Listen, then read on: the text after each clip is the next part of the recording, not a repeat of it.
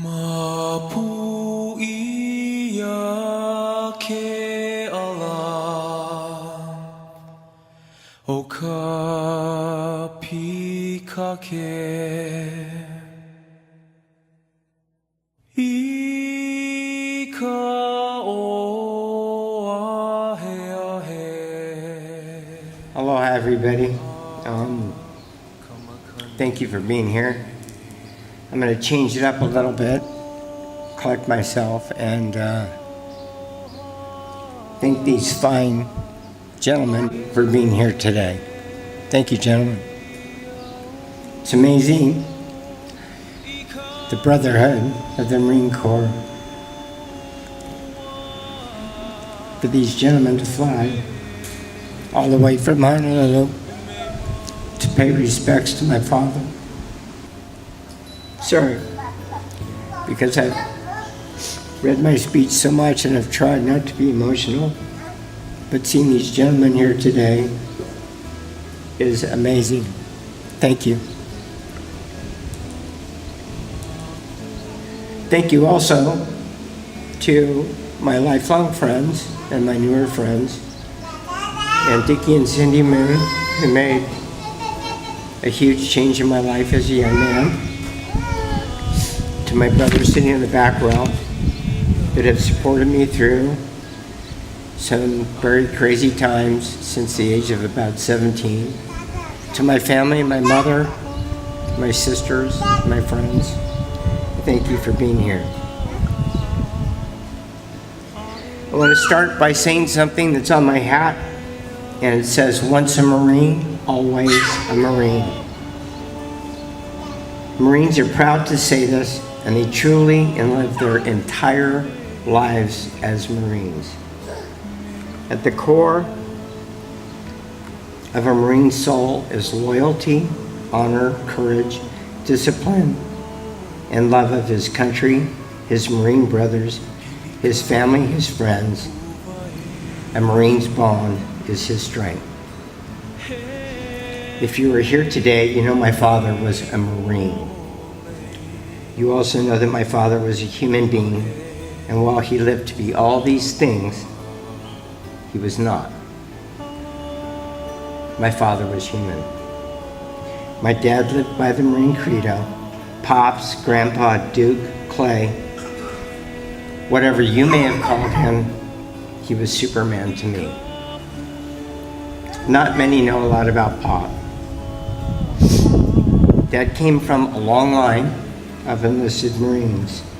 His father, his grandfather, and his father were both First and Second World War wartime Marines, as was my dad during the Korean War. Dad was the son of Fred and Helen Gatchell. Fred was a simple man, a machinist in a factory in Elyria, Ohio. Helen was a stay-at-home mom raising Dad and Caroline, his youngest sister. Dad and his sister were raised in less than a middle-class family. As Dad often said, his family was from the other side of the tracks.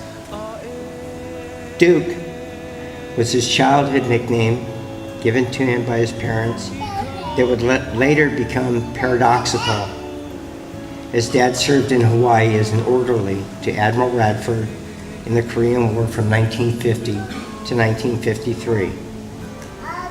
This decided position was not by his choice, however. 5 Marines were considered for this lofty position, and Dad was chosen. Dad often expressed almost a sadness for not having fought alongside his brothers, most of whom lost their lives fighting brutal battles in Chosin, Heartbreak Ridge, Anchon, and Pork Chop Hill, just to name a few. Sometime probably February or March of 1950, a large ship full of Marines sailed into San Diego bound to Korea. On the way to Korea, the ship made port in San Francisco, where they were thrown a huge party, for lack of better words, a farewell party. Lots of pretty girls were invited to attend. My lovely mom, Nina, happened to be there, and she was amongst the prettiest of them all. This party would be destiny. My mom and dad's eyes met from across a very large dance floor, and it was love at first sight. Mom and Dad wrote letters for the next following 3 years and fell deeply in love. Dad married Mom after just 6 months, returning from his tour to San Francisco.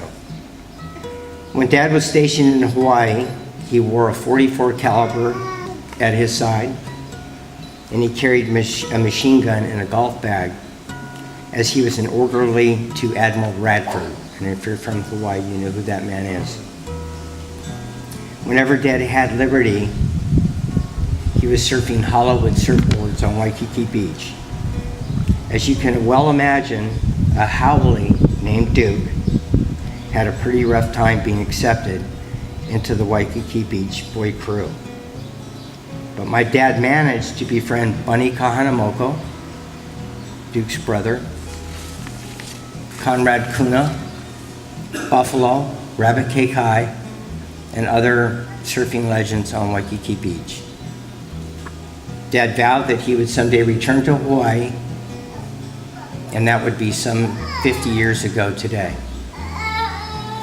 2 days and 1 son later, my dad was attending law school in Long Beach, California, had 3 jobs, and nearly died of a heart attack at 30-some years of age. Mom and Dad worked hard all their lives. They struggled to provide the best they could for us. Our family experienced a lot of ups and downs, glimpses of grandeur, and enjoyed an exotic life in Asia for a brief time. But essentially, we lived our childhood on the beaches of Oahu. Despite any of the difficult times, we always had each other. An abundance of love. There was never lack of that.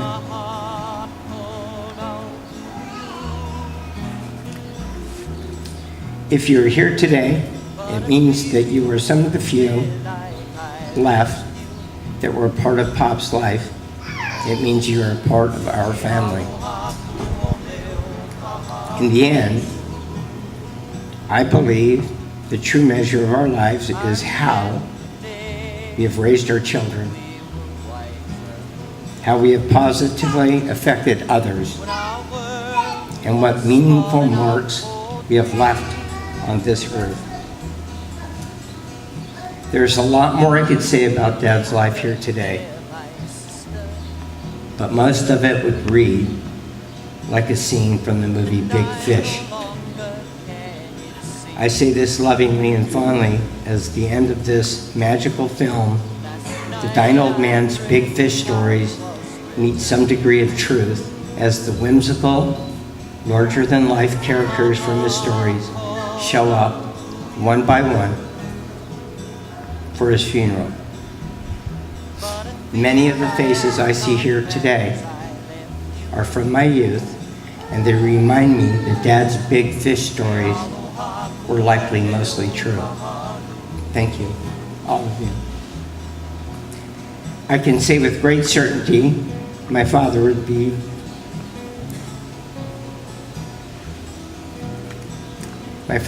most proud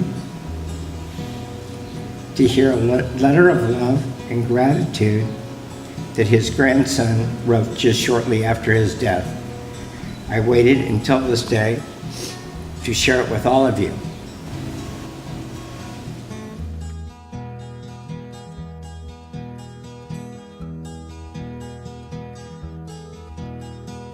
Starts off by saying, "Dear family, it has come to my attention that our loving and beautiful grandfather has passed. I am the only grandson who got to know him so well. I lived with him nearly every moment growing up, as he watched me grow from an infant to a young man.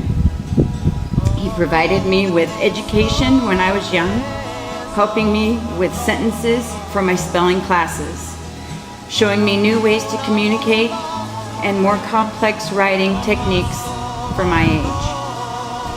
He came into my life because I needed a grandpa. My other grandfather passed before I could even remember him. But Grandpa Gatchell has been by my side for as long as I can remember. Grandpa has had a life full of memories, funny, sad, angry, confusing, name it. Grandpa has given me so many memories. I will remember him always. He is the reason I can bite the bullet and not speak back in an insulting manner. Grandpa and my father taught me how to be a mature and respectful young man. I guess that's why my father is the way he is today, because my grandfather's wisdom has been passed down to the both of us. Grandpa was a fighter. He served for the Marines, raised children, and battled with physical difficulties that could have taken his life a lot earlier. We should all be happy that we got to live a life for as many years, always surrounded by family. Sadly, we weren't there for when he needed us most. I wish I was by his side, holding his hand, letting him know that the whole family was there for him as he passed. We've lost 2 of our family members this year, but please be happy to know that they are together and no longer have to face the cruel world they were in before they left us. I listened to the song my father sent me, Cats in the Cradle, and it brought me to tears. It impacted me so much that I pictured my father's story throughout the song, like puzzle pieces fitting perfectly together. I pictured myself in my father's shoes when he was a child, seeing his father as a complete man, a man who he wanted to be like when he grew up. Grandpa has gifted my father with the love, support, and education, and a loving mind. I have gratefully received these attributes. If it wasn't for Grandpa being Grandpa, my dad wouldn't have the life he has today, nor would any of us have the life we have today. You can see how much of an impact he has had on all of us. He may have been very poor with money, but he was very rich with character and wisdom. All of us can think about a time where he has influenced us to make a good or critical thought, a decision that made you think and then clearly act. He has given us all an opportunity to look back at what great things he has done for us and what great things he has left behind for us to reflect on. We miss you, Grandpa, and our memories of you will never fade. Love, Kai Gatchell. Wow. That's pretty amazing. I had no idea he thought about all these things, so it's really nice to see him put it in writing. And I know he feels like that. I know he does, so thanks for letting me read this. Thank you, everyone, for being here today.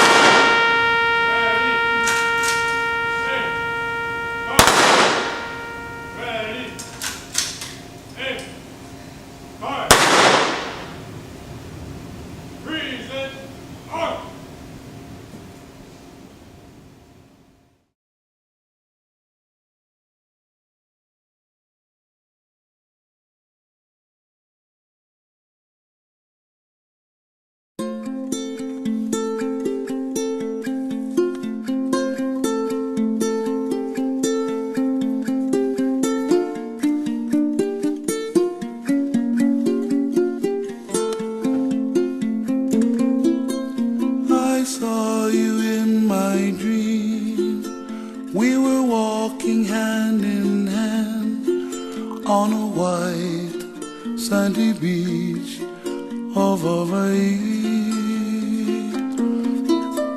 We were playing in the sun, we were having so much fun on a white sandy beach of Hawaii.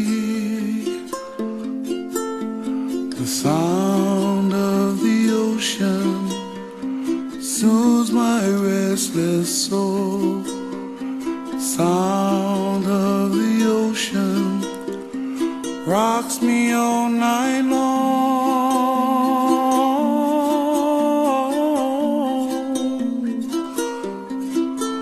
Those hot, long summer days, lying there in the sun on a white sandy beach of Hawaii.